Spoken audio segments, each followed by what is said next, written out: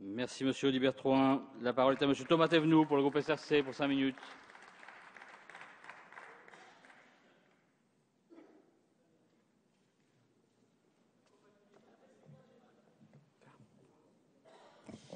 Monsieur le Président, Monsieur le Ministre, Monsieur le Président de la Commission, mes chers collègues, en préparant cette intervention, j'ai rouvert le livre de Guy Carcassonne sur la Constitution, qui a inspiré des générations d'étudiants de sciences politiques et de droit constitutionnel. Et je regardais le nombre d'occurrences pour le mot transparence. Le mot transparence est cité 4 fois.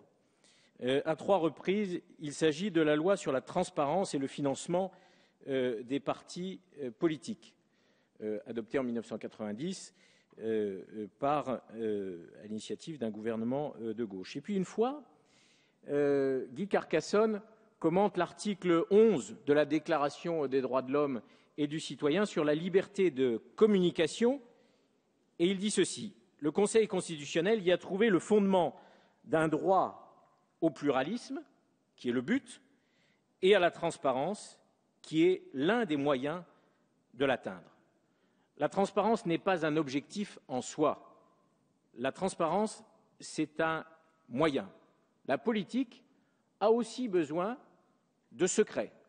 Certaines grandes décisions et grandes initiatives politiques ont même été prises dans le secret de la clandestinité. Les hommes et les femmes politiques que nous sommes ont aussi besoin, comme tous les citoyens, du respect de leur vie privée, de leur famille, de leur couple. La transparence, ce n'est pas la mise à nu. Ce qui compte pour nous, et ce sont les mots du président de la République, François Hollande, c'est l'exemplarité. Chaque jour, le déficit de confiance se creuse de plus en plus avec nos concitoyens qui ne croient plus en nous, en leurs élus. La presse fait quotidiennement écho de ces affaires qui nous séparent progressivement de nos concitoyens. L'actualité récente en est fertile. Fraude fiscale, primes de cabinet non déclarées en liquide, arbitrage douteux, escroquerie en bande organisée. Nos concitoyens nous font part quotidiennement de leur écœurement en apprenant toutes ces affaires.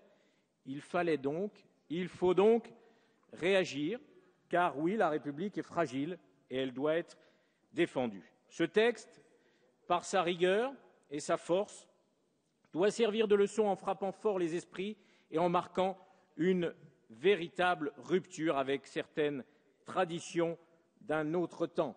Probité, c'est notre sens de la moralité, notre exigence d'honnêteté. Dignité, c'est ce qui fait la grandeur des mandats que nous occupons et l'honneur que nous avons de siéger ici dans cet hémicycle.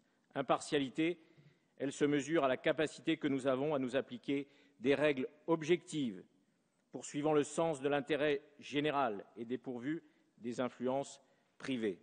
Le choix d'une République exemplaire, c'est le choix que nous avons fait depuis le 6 mai 2012. La République exemplaire, c'est quoi? C'est la baisse de rémunération du président de la République et des ministres. La République exemplaire, c'est quoi? C'est la justice qui passe sur toutes les affaires, sans intervention du pouvoir politique. La République exemplaire, c'est quoi? Ce sont les ministres qui rendent public leur patrimoine. La République exemplaire, c'est le renforcement des sanctions pénales pour ceux qui fraudent, pour ceux qui n'en remplissent pas leur devoir fiscal. Ce sera l'autre grand texte examiné cette semaine par l'Assemblée nationale. Mais l'exemplarité républicaine ne doit pas s'arrêter aux portes de certaines de nos institutions.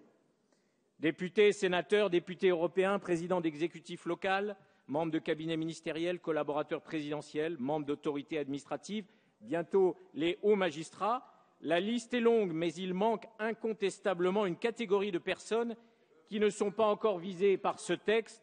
Nous aurons l'occasion d'en rediscuter, mais je veux ici évoquer à cette tribune les membres du Conseil constitutionnel. Comme vous le savez, le rôle de cette institution a évolué depuis la récente réforme constitutionnelle de 2008, avec la question préalable de constitutionnalité.